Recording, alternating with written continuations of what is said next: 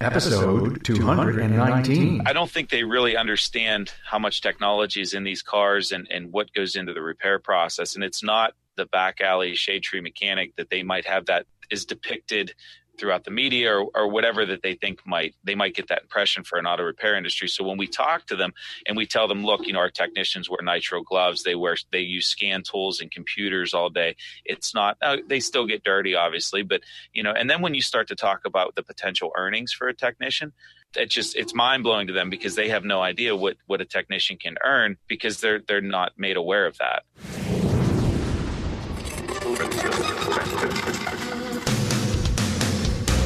Welcome, aftermarketers, to Remarkable Results Radio. Listen to learn just one thing from today's episode on your journey to remarkable results.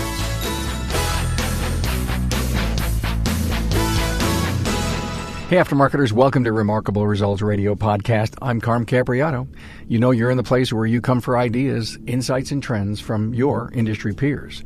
Now, today I'm with Nick Lenhart from Lenhart's Service Center in North Huntington, PA. This episode is made possible through the sponsorship of Federal Mogul Motor Parts. Search for parts, get the latest technical updates, and sign up for their new Garage Rewards loyalty program at their all-new website, fmmotorparts.com. Hey, by now, I hope you've discovered the Town Hall Academy. There you get an in-depth discussion with up to 3 of your industry peers on a single subject. My panel on the Town Hall Academy is there because they have a passion for the subject. It's broadcast live every Friday on Facebook and repurposed on my YouTube channel. Now, to get your share of the insights and wisdom, go to remarkableresults.biz/learning and set up your own lunch and learn time. Hey, a shout out to my new Facebook friends, George Zeeks, Sam Ballard Jr., Chan Patel, and Lauren Anderson, and to my new LinkedIn connections, Brandon Steckler, Danny Bender, and Michael Yu. You can find all my social links at remarkableresults.biz/social. Hey, did you get my podcast app yet on your iOS or Android smart device? Well, if you haven't, go to the App Store and search for Remarkable Results Radio.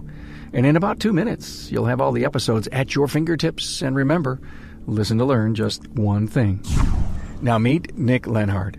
You've heard the talk in your circles and on the podcast about millennials, right?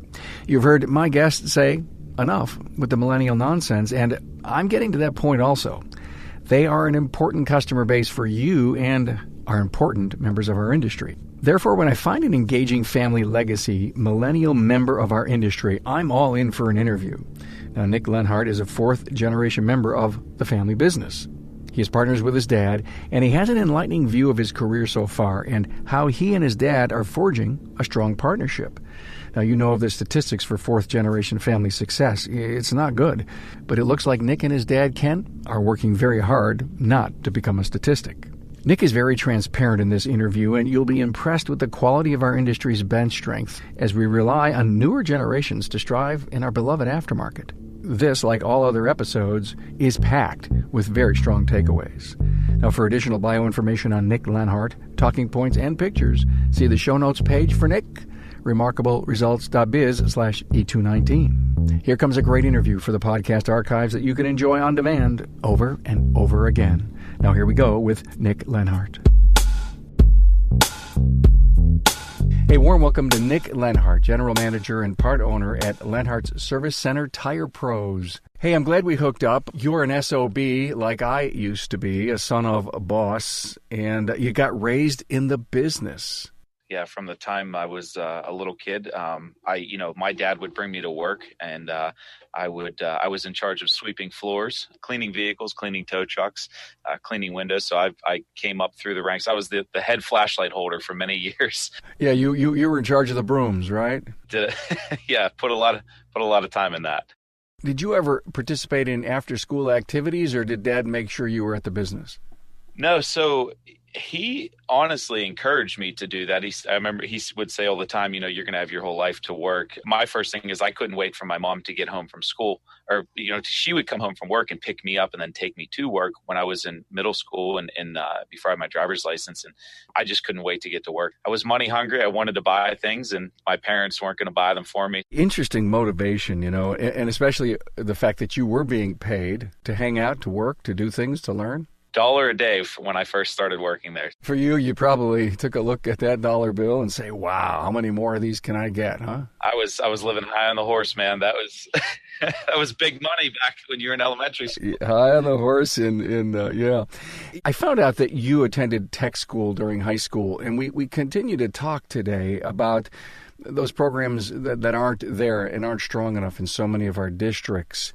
Was that really a good foundation for you?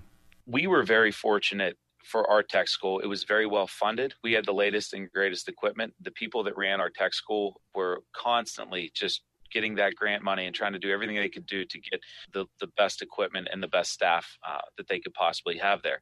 My biggest concern with all of this was the homeschool, or my home high school where I went to, seemed to push kids that weren't maybe college material to these tech schools.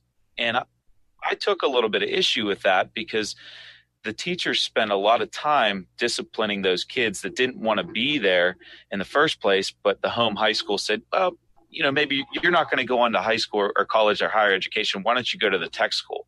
We need kids that are intelligent, able to read, comprehend. And when they push these other kids to these schools, I don't know. I had a little bit of an issue with that. I mean, I took it really seriously, and a lot of the other kids did too. But the high schools didn't put as much value on the tech school program as I thought they should have. Well, thanks for that, because we know how badly we need to get kids who want to work with their hands. It's maybe not the issue that they're not college material. No, the issue today is, hey, I want to work with my hands. I don't necessarily have to go be a lawyer or a doctor. That doesn't necessarily float my boat, and that's what we hear today. Right. And I think, I talked to a group of kids about a month ago at the high school. They have a career day, and the Chamber of Commerce asked us to come in and talk to these kids. So they get to pick what careers they want to go talk to. And when the kids come in, I don't think they really understand how much technology is in these cars and what goes into the repair process. And it's not the back alley shade tree mechanic that they might have that is depicted throughout the media or whatever that they think they might get that impression for an auto repair industry. So when we talk to them and we tell them, look, our technicians wear nitrile gloves, they use scan tools and computers all day. It's not, they still get dirty, obviously, but and then when you start to talk about the potential earnings for a technician, it's mind blowing to them, because they have no idea what a technician can earn, because they're not made aware of that. Do you think you've made a difference in talking to career days? I think if you reach one or two kids, you make a difference. I like to think that I do. I mean, I go up there, as a former technician, as a business owner, and I talk to them and I say, look, it's not just about fixing cars. There's a lot of other avenues in the automotive industry that you could take. I have a lot of friends that were technicians that went on to be instructors for manufacturers, instructors for parts suppliers, body guys that went on to be insurance adjusters, guys that are in marketing now. I mean, just look at, on your podcast, how many guys you have are technicians that are now software engineers, or they started a marketing company. So where you can go is endless from this industry. That seems to be a big part of the message that's not getting out there, is that there are so many opportunities, but I think there's like 4 million people that work in the aftermarket, and from manufacturing to owning your own business. You're right. Yeah, and from a millennial standpoint, I talk to these kids all the time, and it's just like, there's so many opportunities there, not just in our industry, and not to get off subject, but with the automotive industry. But I have friends that are linemen for a power line company that are making 6 figures a year climbing telephone poles. These kids aren't told that. They're told that they need to go to college and that that's the path they need to take. And it's just not true. Got it. So Nick, the reason I had you on is I loved your story about being in the 4th generation, and you are a millennial. Wow. Tell me about the 4th gen. A lot different than my parents and my grandparents and my great-grandparents. My dad always told me, when I was your age, your grandfather and I would just have to work really hard and you made money. And that just doesn't seem like it's the case anymore. I mean, we could, just work our tails off and just spin your wheels and still not come out ahead. So it's just completely different. When I was a kid, things were, I think, slower. My dad always told me a story. He would come to work with my grandfather in the mornings. And at that time we were with Gulf Gas, and we had gas pumps. And this one truck would pull in every morning to fill up on his way out of Pittsburgh. And, after about 20 minutes, there'd be 5 or 6 cars behind it. Everybody be inside drinking coffee, reading the paper. And he said, could you imagine that now? I mean, if you don't move your car, after you get gas, people are blowing the horn ready to kill you. So just a little bit different times now than it was back in those days. So just a little bit higher paced, I think. So in the last 10 years, you've been, very active in the business, about 8 or 9 years? Yeah. So the difference between, in just the last 10 years, you took ownership with your dad and a partner, a couple of years ago? Yeah, 2 years ago we became partners, correct. That's just excellent. Was that a legacy of partnerships going back to your grandfather? So it started with my grandfather in 1930. He was the first one to start the business. It was a little mobile gas station. It did minor repairs, and then in 1932 they went to Gulf Gas, and they had Gulf Gas up until about 1989. But at that point in the late 50s, my grandfather became a partner with him, and then my dad became partners with my grandfather in the late 70s, early 80s, and then my dad took full ownership when my grandfather retired. And 2 years ago, my dad and I became partners together. So that's sort of the timeline. Got it. Thanks. It's interesting, and I love family legacies. I just do. The differences between you and your dad. I always say this: we have the same goal, but our ideas on how we're going to get there are completely different, and that can lead to some challenges. And he is a very direct person. He gets things done come hell or high water. I mean, it's just he'll ramrod something until it happens and makes it happen. And my personality is completely different. I'm more of the let's take all the information, I think on it, then I make a decision that way, and not him. It's just he makes a decision, right or wrong, boom, sticks with it. We have an interesting dynamic, but we offset each other too, so which is good. I'm talking to Bud Houston, a technical product specialist with Federal Mogul Motor Parts. Hey, Bud, what's the best thing about the Guru on the Go van? Yeah, I think that the best thing about the van and the kind of the mission is it's twofold. One is ultimately to bring brand awareness of the Federal Mogul portfolio, but I think the way that we do that is we bring value to the technician, the shop owner. And how we do that is we bring technical content, we bring some updated material, and once they see that I care about their operation, their reputation, and their qualifications, one, they're built up, but two, they really, at that point, listen to what I have to say about the brands, and it's built, the relationship is built on a mutual benefit. So you bring technical stuff, and you bring product specific. Yeah, me personally, I'm super technical background, so anytime I'm doing a lunch and learn or a van visit, training session, it's typically 90% technical, 10% product. Any new Moog products that are getting good reviews? Yeah, one that's recently released is the Dodge Ram 25 and 3500 complete steering assembly. It's inner and outer tie rod ends and drag link pre-assembled. This is the first aftermarket part that's available in a complete assembly for this application. And the specific applications, late model Dodge Rams, are actually a kind of a high failure part on the chassis parts. What about the compression-loaded ball joints with pre-installed integral dust boot? Yeah, the integral dust boot has been a huge hit. Initially, the idea was well, where is the boot? And then once you kind of get around and show people, they're like, well, that is the best idea I've ever seen, because I've torn so many boots on installation, or I've had a boot that's not seated properly. And they're like, well, that's just not an issue now. And they love it. Federal Mogul Motor Parts' Garage Gurus is your go-to source for the vehicle training, technology, and answers you need to keep your next job on track. On-site, online, or on demand, the Gurus are here to help keep your business and your career on the road to success. Visit fmgarageguru.com. What's interesting is you always talk about how failing forward is important, making a decision, even if you have enough information, and then you continue to learn from your mistakes or errors, if you will. Did Dad learn from those?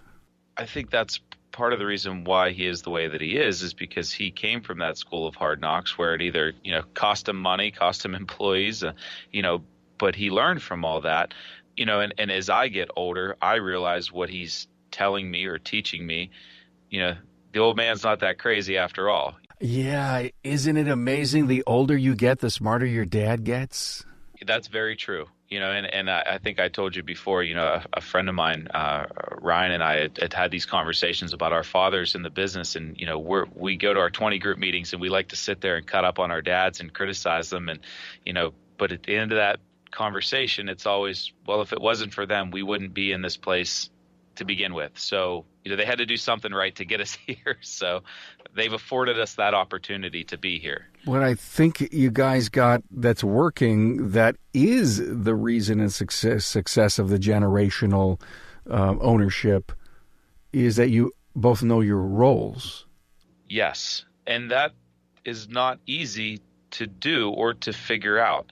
My dad, for years, didn't have anyone to answer to. If the bills were getting paid and, nobody was going to question him on his decision-making process, and in comes, his, at that time, early 20s son, as the what's the word I'm looking for? The responsibilities grow on my end, and as I'm given more responsibility and looked at in a different light as the one making the decisions, I take a more leadership role, but then where does that leave him at? It's an interesting dynamic. I hear where you're going, and what I'm thinking is accountability partner. That's the word I'm looking for. As my accountability goes up and I start to really try and find my place in the business and start to make decisions that affect the company, he may not necessarily agree with them, but he gives me the room to make those decisions. And sometimes you just have to fail on your own. Every decision I'm going to make is not going to necessarily be the right one, but when I fail, I won't make that decision again. And he's giving you the freedom to do that? Yes, he is. There are sometimes spirited conversations around those decisions, but again, our end goal is always the same. It's to, provide, the best customer service we can to our clients, fix the cars properly the first time, and just be good stewards in our community. So it's a challenge sometimes. I mean, I'm not going to lie. I mean, it is a challenge. It sounds like a great purpose, by the way. Now, just contrast today, your dad's strengths and your strengths. So his strengths, 100%. I mean, he just gets things done. I mean, he sees something and he attacks it and he gets it done, whether it's big or small. I'm more detail oriented. I'm the one that steps back and looks at the little things and, finances and vendor dealings and customer things. We don't really let him deal with clients too much now. He makes things happen. He sees, he can sometimes be that visionary where he can see things in the future because he has the experience that I don't have. So I always hear, this is going to be a problem if you don't take care of it. And I don't recognize it because I'm going 100 mile an hour in 8 different directions, but he'll see something and be like, you need to handle this or it's going to be a problem. I love what you're saying, because here, when Dad was a solopreneur and he was running the business without you, he was saying that to himself. Now, he's saying it to you, and he's probably waiting to see what you're going to do about it. Yes, he is. Yeah, and it's a challenge because you're trying to do so many different things at one time. And I honestly don't know how he did it because he worked on cars while he did all of the same things that I'm doing right now. And I've, stepped out of that role a little bit. And I'm more of I guess I am more of an owner role because I don't spend the time working on the cars and stuff like that. So it's just a little different. I just love to tell my audience that as we've been talking about his dad and all these situations, Mr. Nick's smiling so much, and I hope his smile came through in the audio. Hey, talk about your business culture. We've tried to build a culture in our shop where our employees want to come to work every day. We started from asking ourselves internally, where would we want to work at if we were technicians? The stereotypical shop, dark, dull, dirty, grumpy guys. It's just, so we've tried to instill a culture and make it a good place to work. We're closed on Saturdays, which was a difficult decision for us to make. We just recently repainted all the walls about 2 months ago, bright white again, new LED lighting in the shop, air conditioning on both sides of the shop. We're the only shop in the area that's fully air conditioned. I don't think you could ever go back from that now. Happy technicians are productive technicians, and we just try and keep it a good place to work. We have to be profitable, but we want the people to be happy there. So, excellent. You're in the tire business. We are. We're more service, but we're gaining traction with tires. Okay, and do you have the word tire in your name? We are Lenhart Service Center, but we partnered with Tire Pros about 5 years ago. Tire Pros is the largest group of independently owned tire retailers in the country. It's been a very positive move for us. Tires were something that we always sold, but our clients didn't know that we sold tires. We, I guess, never really promoted that. So what we started to notice was we would get the client's car in for brakes, state inspection, oil change, but they would take the vehicle somewhere else for tires. And then we would notice a competitor's, let's just say a regional chain's oil change sticker under the hood, or somebody else's state sticker. And so, well, where'd you? Well, I went to get my tires here, and while they were there, they noticed that it needed brakes, and so we just told them to go ahead and do their brakes. And we said, we're missing a little bit of an opportunity here. So, our partnership with the Tire Pros program was I believe a good one for us. So that's how we got into that, and it's been very positive. Are they helping you with marketing? Yes. For many Tire Pros dealers, they'd probably tell you that the marketing is probably the strongest part of the program. We have our own marketing manager. They have a full team of marketing professionals down in Huntersville, North Carolina. So we get together Q4 of what year you're in. We do a marketing budget. We sit down and we flight all of our marketing in conjunction with tire manufacturer rebates, any specials that we're going to have. We do regional advertising, national advertising, local advertising, and it really, they pretty much, you give them the information, they work with you, and then they handle it from there. So, which is something I don't have time to do on my own. So, what chunk of your business is tires? About 30%. And has that been growing? Yes. Yeah, we had about 20% unit growth last year. Excellent. Well, thanks for telling me about the tires. And yeah, why not, right? What tech advances in the future could disrupt your business? I don't know that the advances. I think our ability to make sure that we keep up with the training to stay relevant with those tech advances is going to be the challenge. With telematics being here and just the future of the industry and the way that the cars are changing and shaping, our ability to realize that and have our employees and our people get more actively involved in training, I think that's going to be the answer, is how we stay relevant. And that's a struggle, and that's something that we need to do better at, just being completely honest with you. In our shop, it's tough to get your guys to do training and require training when they have families, and they have their soccer coaches, and they're they have little ones, and it's not like when I was a kid when my dad would lock himself in the room and and study for his ASEs. You bring up a great point because of our time-challenged world. And so the whole training issue is something I would just like to dig in just a little bit. I respect all that people have. They have families, and that's key and critical to a good business culture. When you look at your A-Tech inside, in that he maybe hadn't gone for training in a while, does he come to you and say, as much as I know I have my own life, I've got to get out there because I need to stay relevant? Do you ever hear that? Yeah, I mean, we have conversations. I talk to them on a monthly basis about where they're at with their ASE certifications. We constantly bring training to them. I mean, just like most shops, we'll pay for all their training. I'll send them to anything that they want to go to, because as much as it benefits them, it benefits us as well. So, but they have to want to do it, and that's, I tell you what, we've had some guys in the past. It's just, you can give them all the opportunities in the world, but if they don't want to take advantage of it, you really have to ask yourself, are they doing justice for your business and helping you move forward? Well, you've listened to the podcast, and I ask this question to a lot of shop owners about the minimum hours that they require, and how can shops have that as a strong policy in their company and you not?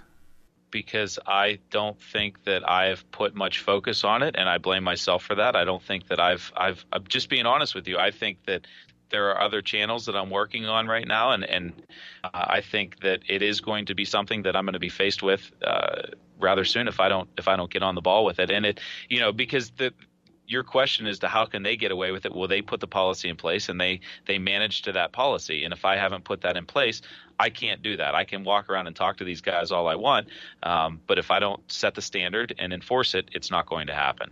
Hey, Nick, when we were on the phone, it was really an amazing call. I almost called at the wrong time, or you called at the wrong time. I don't remember, but you were escorting a technician out the door. And, it's rare to, bump into a moment like that when, you said, wait a minute, Carm, and I said, take that tool chest out here. And I realized I had jumped into an interesting situation. Okay, it doesn't matter why the person left. And obviously, well, you told me, and it was a really grievous error. But how did you, or how can you, or what about this technician shortage, and how are you going to replace this person?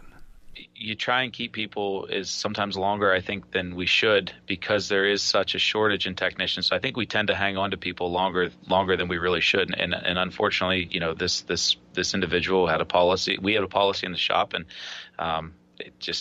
he didn't adhere to it. It was an egregious one, like you'd said.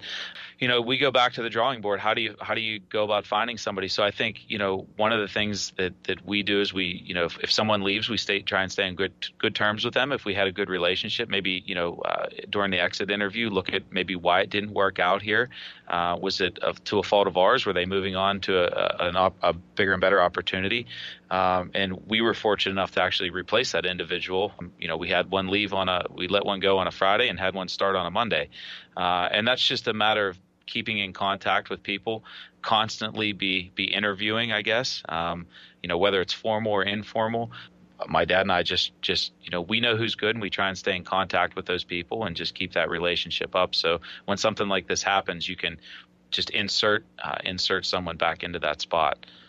Interesting. Would you call yourself lucky, or basically, we're smart on having that legacy bench out there?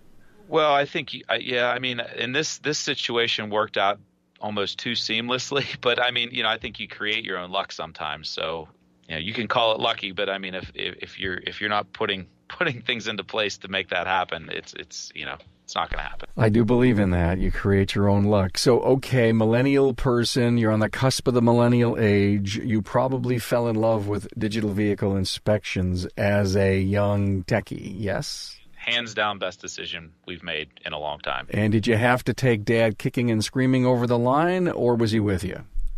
Dad was with me, but he wanted to have which is understandable, he wanted to have the policies and procedures in place for how the digital vehicle inspection was going to work. And, he poked holes in it. And when he finally I gave him enough answers that he was satisfied with, he said, okay, we can move on with this. And we were fortunate that our technicians really embraced it. I talked to a lot of shops that's their number one biggest struggle is when they implement it, the pushback from the technicians.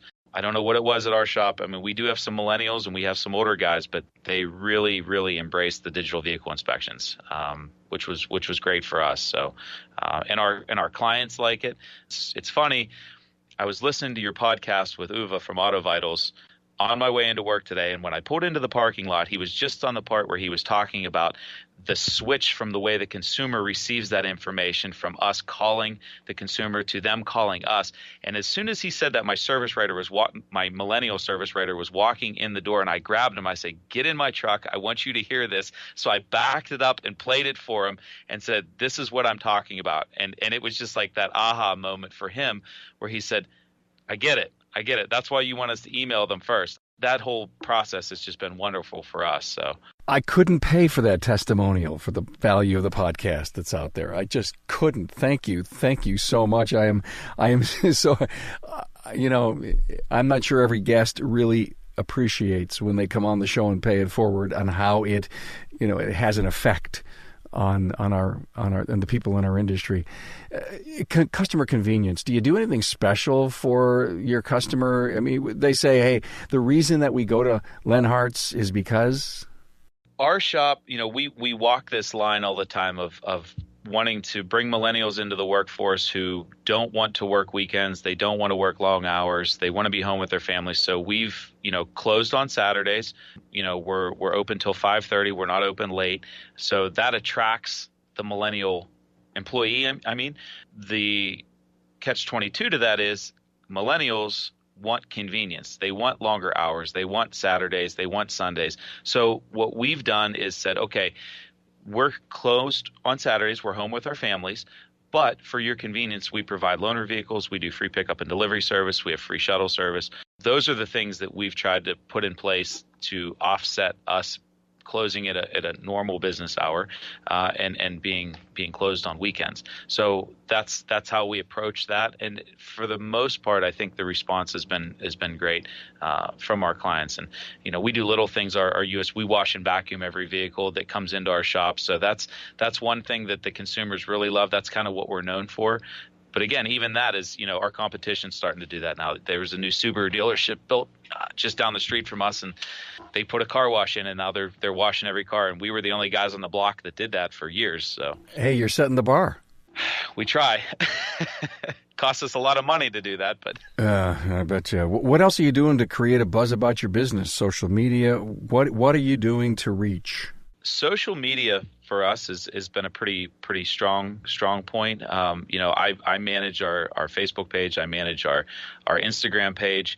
I do a little bit with Twitter, not a whole lot. Didn't get a lot of response from that, but Facebook and Instagram have been really strong for us. We don't sell to our clients on social media. I think that's one mistake a lot of shop owners do is they try and sell to their clients using the social media platform. People don't want to be sold on social media. They want a touch. It's a touch. It's not a sales tool. We do that. Our sign is probably our biggest marketing tool that we have. We have a very unique sign. We're right on a major highway, and we have probably a 20-foot tall wrench that has a marquee in it. And that's probably our biggest marketing tool that we do. Grassroots is very strong for us. I mean, of all the marketing we do with Tire Pros, our grassroots stuff is the strongest. Getting out into the community, being involved in different community events. Content in Facebook, social media, organic, it's just the things that happen in your world that you believe your customer would love to hear about? 100%. If I see something that I think is interesting, we put it up on Facebook. If we have something, we find a nest in an air cleaner box, we put that on there. If it's a technician's birthday, we take a picture of them, put it on there. If there's a car cruise in town, if there's a ladies' night, anything that we can sort of engage our clients and the people in there. One of the most successful things that we ever did, and I'm pretty sure I stole this from somewhere. I saw pumpkin spice oil changes are back during the fall, and we put that on our sign, and it got picked up by the local area Facebook page, and had, I think it was like 2,000 likes and 50 some shares, and it was just something as dumb as just a little saying like that on your sign. What was the hook? Did I get a pumpkin spice air freshener? What was the hook?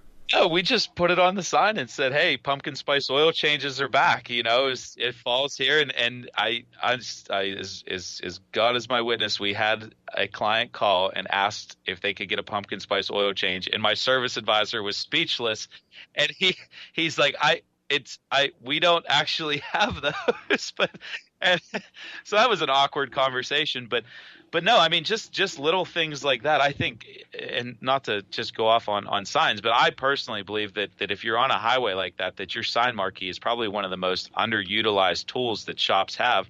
I can't tell you how many I go past, 4 or 5 shops on my way home, and half of them still have Merry Christmas still on their sign. It's like, come on, man, change your sign. It's just, you can train your clients to look at that sign. So, if 4 days a week I have a birthday up on there, I have a wedding congratulation. The one time I put something automotive related, they're trained to always look at it. So we're fortunate that last year we had a guy ask a girl to prom on our sign. So that was a first. Well, absolutely. You're engaged in your community. You're using your marquee sign to do it. And your philanthropy. That's really what we use the sign for. I mean, it is a tool, marketing tool, but we started to put birthdays up on our sign probably 10 years ago, and it just sort of caught on, and people call and say, "Hey, can I get my child's birthday up on your sign?" "Yep, sure, no problem." And at one point, I think it was maybe about 9-10 o'clock in the morning, someone had called and got very short with my father about why their child's birthday wasn't on our sign yet. And, I think I've painted a pretty good picture of my dad's personality. So his response was, "I will cut that sign down if this is if people are going to give me a hard time about putting, we fix cars first, the sign is second. It's something we do that's nice. And I said, well, how about this? Instead of just doing it for free, why don't we use the sign to raise money for charity? So we said, okay, let's do this $20 aside per day, and we'll have the client write the check right out to the charity that we're doing that month and drop it off or mail it in. And so that's how we do it. And it's worked out really, really great for us. Great idea. And a lot of shop owners will do an oil change thing and donate to a cause too at special times. Wonderful idea, great idea. You struggling with anything now?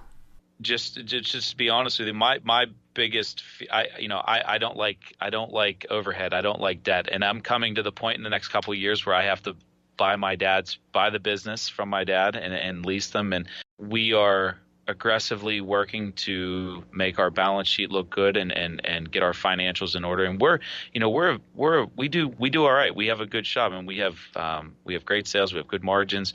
But for a lot of years, this goes back to another generation. My dad was born as a technician. I mean, that's what he did. He was a technician first and foremost. If he looked at that P&L at the end of the month and it had it was a positive number, then we were doing good. And like a lot of shops, and I didn't really realize this until I joined a 20 group, that I wasn't alone. I don't want to say I'm struggling with it, but it's something that's at the top of my mind all the time, is just making sure we're profitable in the right ways. I think that was your key, in the right ways. So you were optimizing every area of the business. Back in the day, as long as there was cash in the bank, you were successful. Yeah, 100%. Today, it's a little different. What's successful mean to you, Nick? Success for me would be, we have cars coming in the door, we have happy clients, and we have happy employees. And I'm happy personally.